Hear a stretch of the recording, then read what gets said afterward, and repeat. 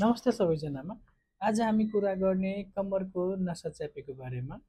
या कम्मरको नसा च्यापेछ भने हामीलाई के लक्षणहरू आउँछ, या हामी कसरी छुट्याउन सक्छौँ यो नसा च्यापेको हो या मासुको दुखाइ छ या बोनको दुखाइ छ। यसरी स्योर हुनुपर्छ।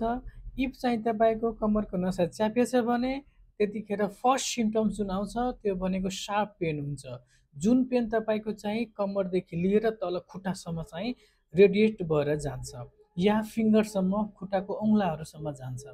यसमा चाहिँ तिखो टाइपको पेन हुन्छ, बर्निङ टाइपको पोल्ने जस्तो पेन हुन्छ, टिङ्लिङ हुन्छ, नमनेस हुन्छ, झमझमाउने, तपाईँको निदाउने, पिन जस्तो प्रिकिङ गर्ने, यो सबै सिम्टम्स तपाईँको चाहिँ नसा च्यापेको छ। योहरू सिम्टम्स छ भने बुझ्नुपर्छ हामीलाई यो चाहिँ नसा च्यापेको हो। र यसको पछि के हुन्छ भने तपाईँको चाहिँ खुट्टाको मासुहरू निदाउने, त्यसपछि चाहिँ गल्ने, खुट्टाको मासु लाटो हुने, यो समस्या चाहिँ आइरहेको छ। यो सबै नसा च्यापेको चाहिँ सिम्टम्स हो। यसले हामी चाहिँ स्याटिका नि भन्न मिल्छ। 100% स्योर हुनु योहरू सिम्टम्स छ भने यो नसा च्यापेको सिम्टम्स हो।